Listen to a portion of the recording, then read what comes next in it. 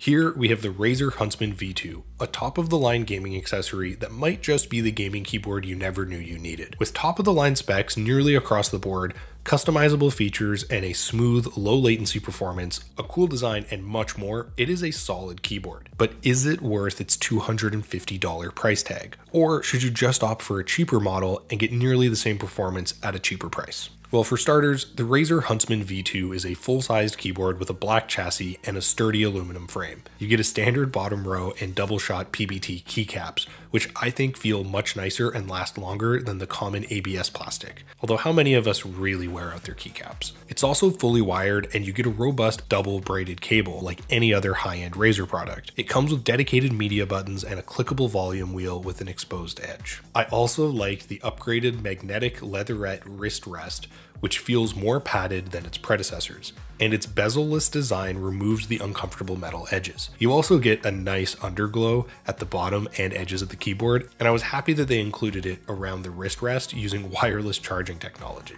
It has 2 adjustable incline settings, so you can find the ergonomic position pretty easily. It also comes with a rare USB-C connector, and it comes with a USB pass-through port on its left side, so you can plug in a headset or another device. I think the key feature here are the analog optical switches, which activate when their stem crosses a light beam and is far more responsive than mechanical switches. You'll also be glad to know that they're durable and they have a claimed lifespan of 100 million keystrokes.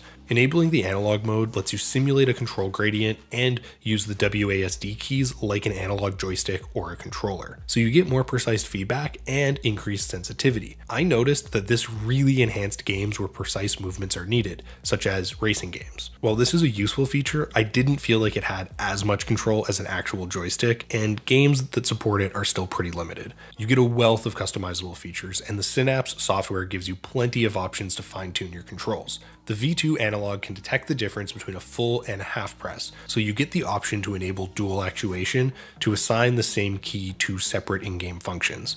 But beware, there is a learning curve. You also get the ability to adjust the key actuation so you can adjust how hard you need to press the keys for them to register, although this process is a little bit complicated. I really appreciated that you can set different actuations for each key, which let me set my movement keys at a much higher sensitivity than other keys with more important functions to let me optimize my keyboard's performance. While some might find this level of customization confusing, anyone that likes to tinker with their settings will be very happy. You also get access to the more common customizable features on Synapse, such as fully on-the-fly programmable macros, along with the Razer Chroma RGB customization backlighting with 16.8 million color options, and Razer's own lighting presets. I think the overall storage capacities are impressive, and you can save up to 5 profiles to the onboard memory, while Synapse allows you to save as many profiles as you want on the cloud. My typing experience with this keyboard is also fantastic. My gaming experience was solid thanks to the N key rollover with anti-ghosting, especially with the low latency. And the gaming mode option lets you disable the Windows key to prevent accidentally exiting your game.